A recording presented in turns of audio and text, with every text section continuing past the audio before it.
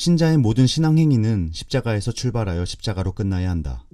신앙의 행위는 믿음에서 비롯되고 믿음은 들음에서 비롯된다. 우리가 교회에서 듣는 성경의 근본 교리에 대한 온전한 확신이 신자 개인 삶에서 녹아나고 실제로 능력으로 작용되는 그런 일련의 체험이 없다면 믿음의 기초 자체가 없다는 뜻이다. 지금의 교회는 기도, 전도, 찬양, 예배, 묵상, 봉사 등등을 잘하는 종교인은 있으나 사나 죽으나 예수에게 모든 것을 바친 참 제자는 드물어졌다. 나아가 믿으면 구원을 얻는다고 하니까 정말 단순히 믿기만 하는 신자도 많다.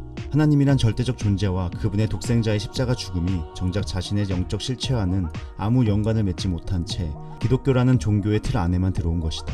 단순히 머리로만 교리를 수긍하여 받아들인 것으로 그치고 나머지는 교회에서 시키는 대로 따르기만 한다. 쉽게 말해 천국 보험 들듯 혹시 있을지 모르는 심판에 대비하거나 신앙이 없는 것보다는 있는 것이 현실 문제를 극복하는 데에 도움이 되리라 간주한다. 조금 나은 정도로야 품성을 수양하여 가꾸는 데에 주력한다.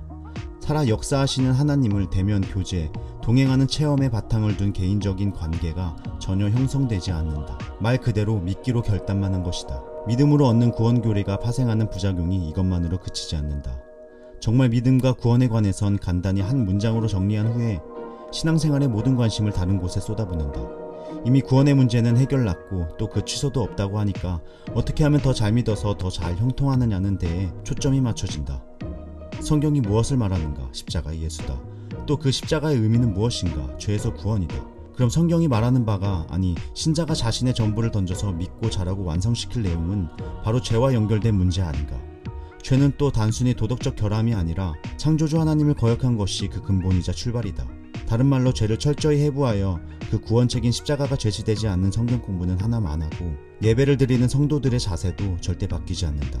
본질적으로 우리의 성경 공부나 셀모임은 믿음의 근본과 그 실현을 창조, 타락, 구원, 완성이라는 성경의 4가지 거대 담론들 위에 바로 세워야 한다. 자신의 개인적 문제는 물론이고 세상에서 일어나는 어떤 일도 이 4가지 담론으로 해석, 적용, 실현할 줄 알아야 한다는 것이다. 요컨대 성경 말씀으로 삶의 유일한 기준과 능력으로 삼아야 한다는 뜻이다.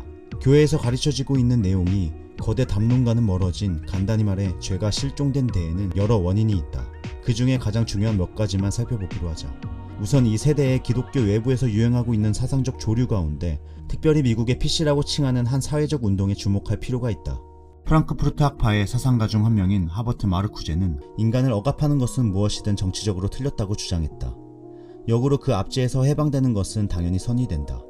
그는 여성, 흑인, 히스패닉 인종, 동성애자 등을 억압받는 소수자의 예로 들면서 그 억압의 배경에는 기독교와 자본주의가 있다고 지적했다.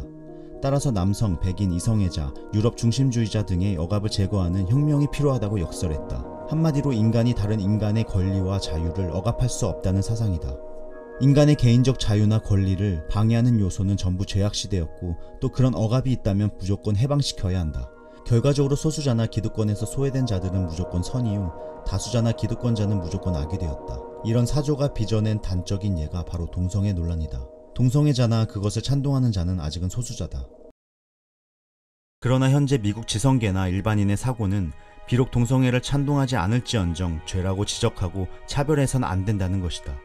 법적으로 정식 결혼으로 인정되지 않기에 따라오는 민형사상의 여러 제약을 제거해 주어야 한다는, 즉 정치적 피압박자에서 동등한 시민의 위치로 올려주어야 한다는 추세로 변해가고 있다. 언뜻 들으면 아주 정당한 행위로 여겨진다. 정치적으로 옳지 못하니 법을 고쳐서 옳게 바꿔야 한다는 것에 쉽사리 반론을 제기 못할 지경이다. 그러나 그 이름이 이미 함의하듯이 정치적으로만 옳을 뿐이다. 도덕과는 전혀 무관하다.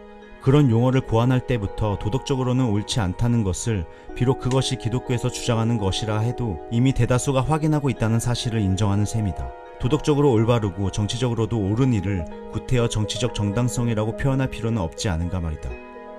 다수의 횡포와 압제에서 해방시키자는 의도는 만약 그것이 정말 압제라면 분명 좋은 것이다. 또 이전에는 최대 다수의 행복을 우선 목표로 삼았던 공리주의적 입장에서 소수자의 권위까지 옹호하는 방향으로 정치가 일부 진보한 것도 틀림없다.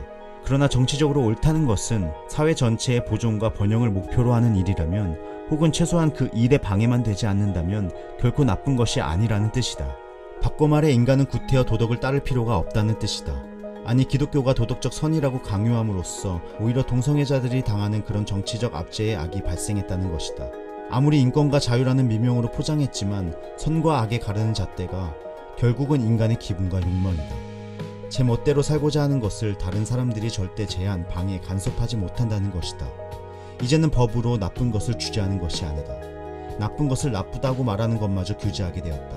다른 말로 나쁜 것도 법으로 보장해주면 좋은 것으로 둔갑하게 되었다. 법에서 나쁜 것은 살인, 폭력, 강도같이 남에게 육체, 정신, 경제에 직접적인 피해를 주는 것뿐이다. 제3자에게 피해만 주지 않으면 무슨 짓을 해도 되는 세상이 되었다. 인간의 권리와 자유만 주장하는 것을 뒤집으면 하나님을 반드시 배제하겠다는 뜻이다. 이 운동을 주창한 마르크스의 사상적 배경이 공산주의란 사실이 바로 연결되지 않는가. 이 공산주의는 철저하게 무신론을 자양분으로 삼아 자란다.